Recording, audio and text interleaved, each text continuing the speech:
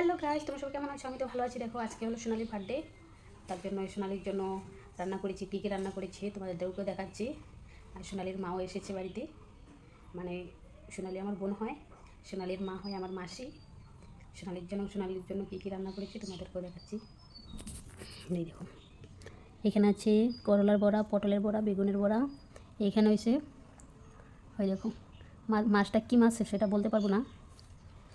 আলু আর হচ্ছে ডাঙ্গা দিয়ে রান্না করেছি। আর দেখো মাংস রান্না করেছি।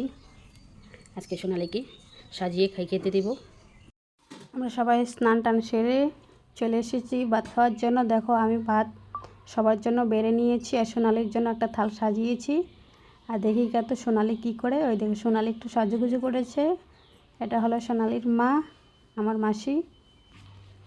আমি বলেছি, মাসি তুমি সোনালিকে থালটা একটু আগিয়ে দাও, তুমি খেতে দাও সোনালিকে। এখন দেখো সবাই খেতে বসে পড়েছে, মনাও বসতেছে, আমিও এখন খেতে বসবো। আমরা সবাই খাওয়া দাওয়া করে মার্কেটে চলে যাচ্ছি সোনালির জন্য ড্রেস আনার জন্য। আমাদের জন্য আনবো পয়লা বৈশাখের ড্রেস। দেখো রাস্তাটা একদম ফাঁকা, এখন একদম একটু ভালো লাগতেছিল। আর দেখো আমরা দোকানে পৌঁছে গেছি, আমাদের কেনাকাটা হয়ে গেছে।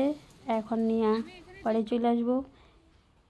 আমরা আসার সময় ম্যাঙ্গো বটি নিয়ে আসছিলাম, এখন আমরা খাচ্ছি। দেখো মনাও খাচ্ছি। এখানে মাসি আর সোনালি বসে মোবাইল দেখতেছে। সোনালির বার্থডের জন্য আমরা সব রেডি করে ফেলেছি। এই দেখো, একদম ছোট্ট করে বার্থডে করতেছি, বেশি বড় করে নেই। মাসি একটু সোনালির সাথে ফটো উঠতেছে।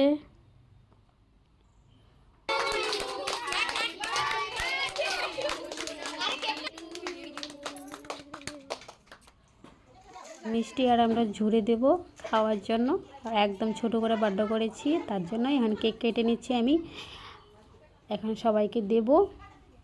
এখন খাওয়া দাওয়া করে সবাই বাড়ি চলে গেছে। হ্যালো গাইস, আমাদের সোনালির বার্থডে শেষ হয়েছে। এখন আমরা ভাত খাবো, খাওয়া দাওয়া করে ঘুমাবো।